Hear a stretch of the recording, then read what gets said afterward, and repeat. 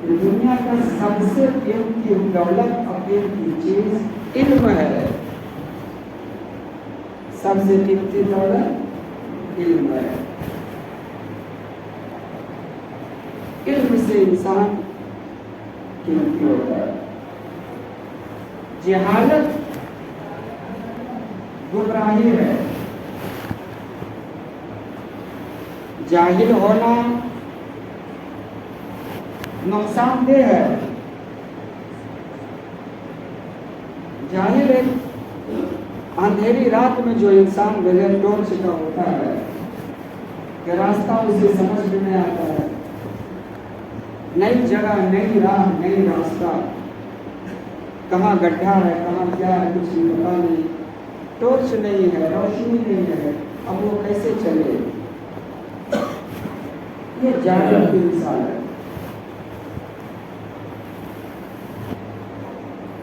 اسلام میں جو علم کی اہمیت ہے وہ علم قرآن اور حدیث کا علم ہے.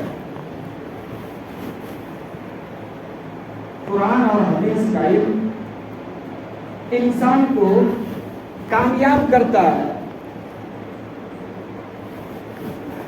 یہ علم انسان کو ترقی تک پہنچاتا ہے. انسان کو دنیا میں آنے کا مقصد یہی علم ہے. اب اگر کسی کا مقصد نہ ہو تو اس چیز کا کوئی ویلیو اور کوئی قیمت نہیں ہوتی ہے.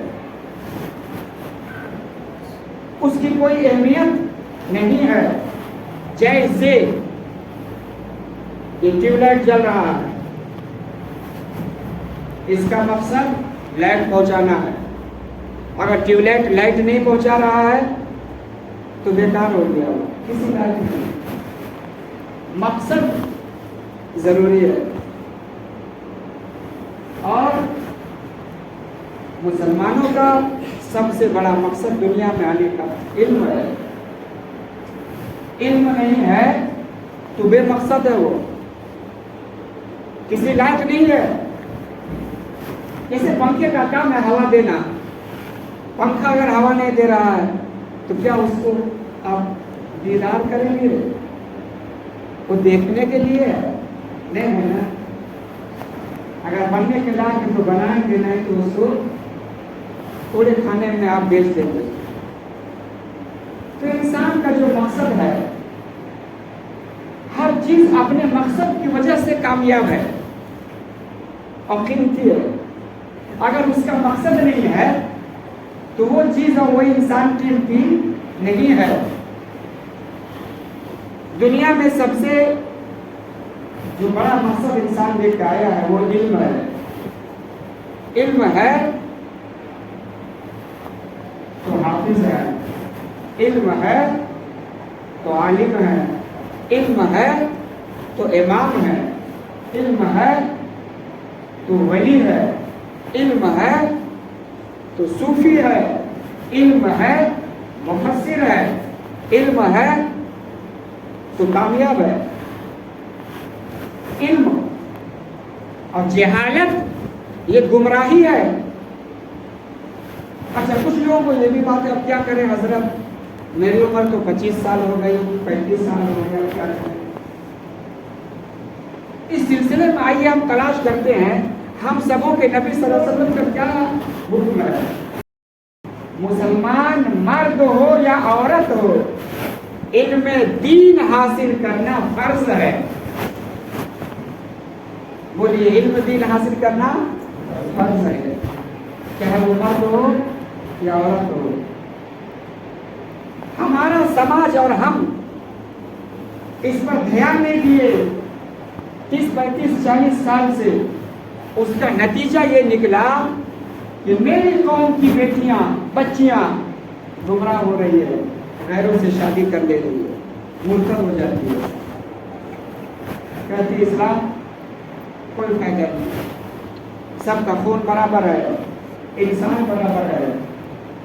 अरे दुनिया में लोग ये मजहब हिंदू मुसलमान कर दिए, सब बराबर है और बराबर के चक्कर में उसका दीन भी चला जाता है, ईमान टूट जाता है।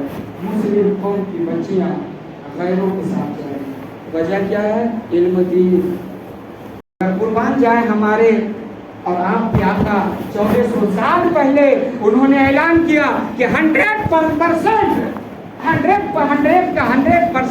तालीम याफ्ता होना चाहिए, चाहे मर्द हो या औरत हो। इल्म दीन हासिल करना फर्ज है। फर्ज का मतलब समझ रहे? ये आपका चॉइस नहीं है कि अगर हम नहीं पढ़े तो क्या हुआ, क़यामत में नहीं पूछा जाएगा। नहीं, आपका चॉइस खत्म है यहाँ पे। अगर आप इस्लाम के मानने वाले, फर्ज है यानी आपको करना पड़ेगा। नहीं करेंगे वो काम तो गुनहगार होंगे। नमाज फर्ज है, नहीं पढ़ेंगे गुनहगार है। इल्म दीन हासिल नहीं करेंगे, फर्ज है। पैगंबर फरमा रहे हैं इल्म दीन हासिल करना फर्ज है। आप ये बहाना कल क़यामत में नहीं कर सकते हैं कि अल्लाह हम तो 25 साल के थे जब पता चला इल्म दीन हासिल करना फर्ज था, हम तो 45 साल के थे तब मालूम हुआ कि इल्म दीन हासिल करना फर्ज है। ये उज़्र नहीं चलने वाला है।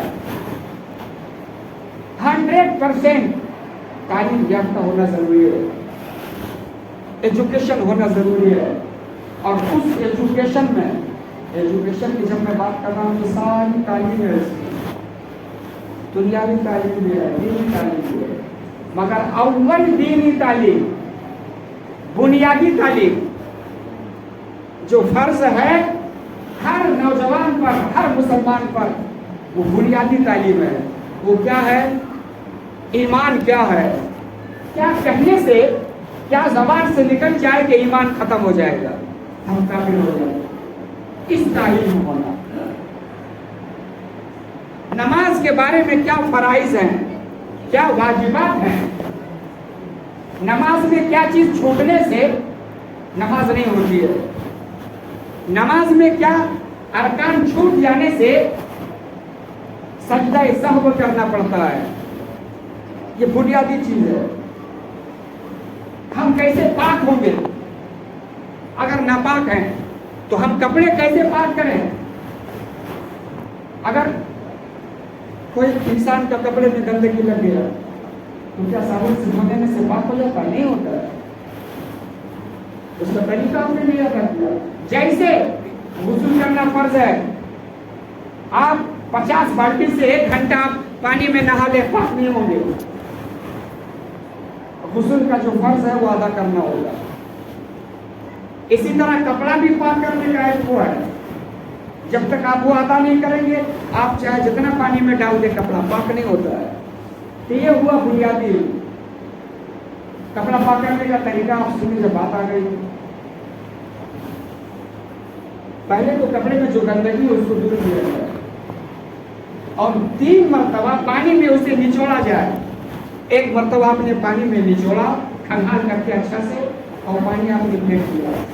फिर दूसरा पानी लिया, वो पानी का कतरा उसमें जाने ना पाए, ना हाथ का कोई कतरा, नहीं तो वो पानी भी ना पाक हो जाए।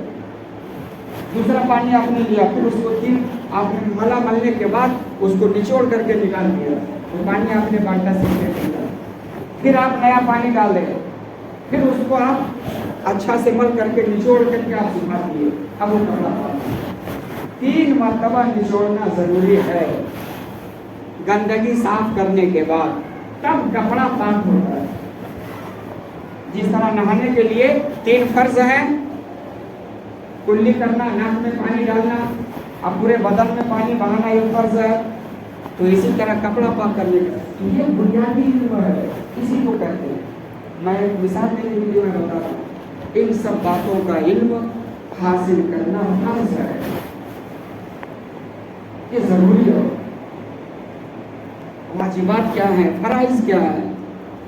आप कुरान सही पढ़ सकते हैं कि नहीं, ये भी फर्ज है।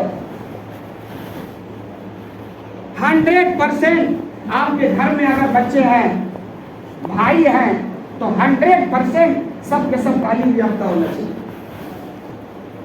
तो उस घर में एक माहौल होता है।